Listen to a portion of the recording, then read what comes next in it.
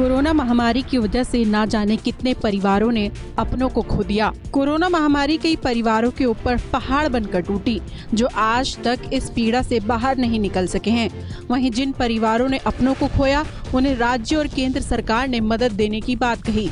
साथ ही कई लोगों को मुआवजा दिया गया, लेकिन अब तक बहुत से परिवार ऐसे भी हैं जो इस मदद से महरूम है, जिन तक किसी भी तरह की मदद सरकारों की ढील की वजह से नहीं पहुंच सकी है। इसी को लेकर सुप्रीम कोर्ट में कई हजार याचिकाएं दर्ज करवाई गईं, जिस पर सुप्रीम कोर्ट ने सख्त संज्ञान लिया है।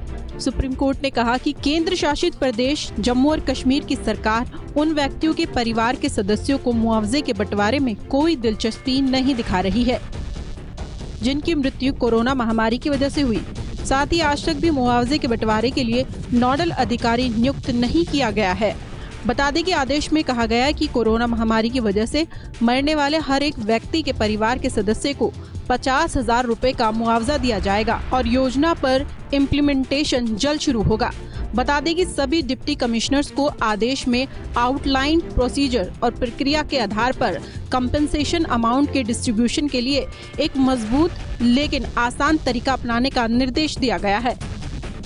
आधिकारिक आंकड़ों के अनुसार केंद्र शासित प्रदेश जम्मू और कश्मीर में कोरोना की वजह से अब तक कुल 4,483 लोगों की मौत हो चुकी है और 1500 से अधिक मामले अभी भी कई जिलों में मंजूरी के लिए पेंडिंग है।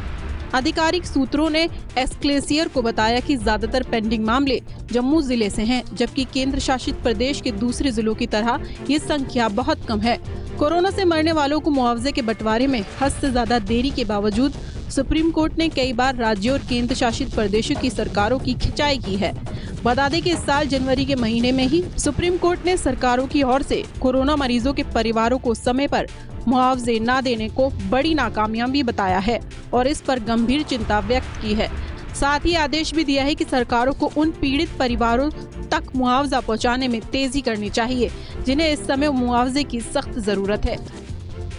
हालांकि लीगल सर्विसेज अथॉरिटीज का पूरा सपोर्ट मिलने के बाद भी और सरकार के आदेश और सुप्रीम कोर्ट के निर्देशों को लागू करने में कोई उत्सुकता नहीं दिख रही है।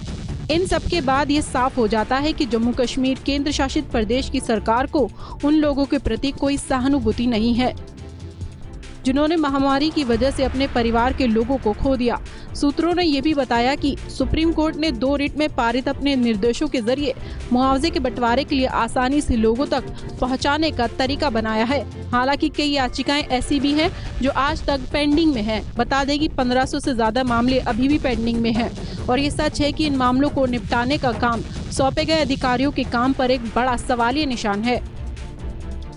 सूत्रों ने बताया कि पेंडिंग मामलों के निपटारे की प्रक्रिया में तेजी लाने के लिए जिलों से संबंधित अधिकारियों को लीगल सर्विसेज अथॉरिटी से बार-बार संचार को भी गंभीरता से नहीं लिया गया है। मौजूदा हालात ये है कि कोई मजबूत तंत्र नहीं है जिससे कि लोगों को समय पर मुआवजा मिल सके।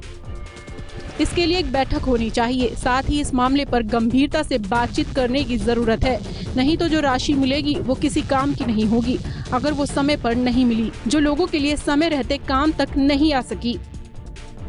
गुलिस्तान न्यूज़ के लिए तरन्नुम राजपूत की रिपोर्ट।